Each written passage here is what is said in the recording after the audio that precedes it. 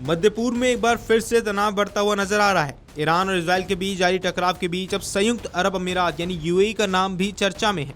Iran के विदेश मंत्री अब्बास अराक्ची ने इजराइल के साथ किसी भी प्रकार की गुप्त सांठगांठ को लेकर अब कड़ी चेतावनी दी है।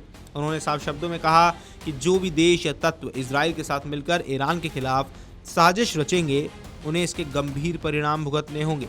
अब इसको ईरान द्वारा दी गई यूएई को धमकी माना जा रहा है, जहां ईरान का बयान उस समय सामने आया है जब इजरायली प्रधानमंत्री बेंजामिन नेतन्याहू के कार्यालय ने दावा किया कि उन्होंने हाल ही में यूएई की एक गुप्त यात्रा की है। अब इजरायली प्रधानमंत्री कार्यालय की ओर से बुधवार को जारी एक बयान में कहा गया, ऑपरेशन रोलिंग लायन के दौरान नेतन्याहू ने गुप्त रूप से यूएई का दौरा किया। बयान के अनुसार इस यात्रा के दौरान उन्होंने यूएई के राष्ट्रपति मोहम्मद बिन जईद अल नाहयान से मुलाकात की। अब इजराइल ने इस कथित मुलाकात को दोनों देशों के रिश्तों में एक बड़ी और ऐतिहासिक उपलब्धि बताया है। बयान में कहा कि यात्रा क्षेत्रीय सहयोग और सुरक्षा समन्वय को मजबूत करने की दिशा में महत्वपूर्ण कदम थी। हालांकि इस दावे के सामने आते ही यूएई ने तुरंत प्रतिक्रिया दी और इन खबरों को खारिज कर दिया। यूएई के विदेश मंत्रालय ने स्पष्ट बयान जारी करते हुए कहा कि इजरायली प्रधानमंत्री की कोई गुप्त यात्रा नहीं हुई है और न ही देश में किसी इजरायली सैन्य प्रतिनिधिमंडल का स्वागत किया गया है। यूएई ने कहा कि सोशल मीडिया और कुछ मीडिया रिपोर्ट्स में जो दावे किए जा रहे हैं वो पूरी तरह बेबुनियाद हैं और उनका वास्तविकता से कोई भी संबंध नहीं है। इस बीच ईरान के विदेश मंत्री अब्बास अराक्ची ने सोशल मीडिया प्लेटफॉर्म एक्स पर बेहद सख्त प्रतिक्रिया दी। उन्होंने कहा, नेतन्याहू के हालिया संदेश ने उस सच्चाई को उजागर किया है जिसकी जानकारी ईरानी सुरक्षा एजेंसियां पहले ही देश के नेतृत्व को दे चुकी थी। अराक्ची ने कहा कि ईरान के खिलाफ किसी प्रकार की साजिश या दुश्मनी करना बेहद खतरनाक और मूर्खतापूर्ण कदम होगा।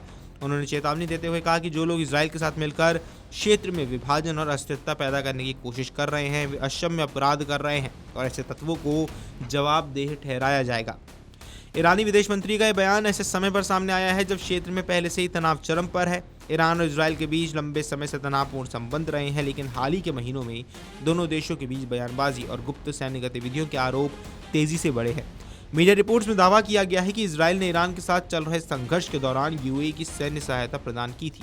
कुछ रिपोर्ट्स में यह भी कहा गया है कि इजराइल ने यूएई में आयरन डोम रक्षा प्रणाली की बैटरियां और सैनिक भेजे थे ताकि संभवित हमले से सुरक्षा सुनिश्चित की जा सके। इसके अलावा अंतर्राष्ट्रीय मीडिया में यह भी दावा है कि इजरायली खुफिया एजेंसियां मोसाद के प्रमुख डेविड बार्निया ने संघर्ष के दौरान 2 बार यूएई का दौरा किया था।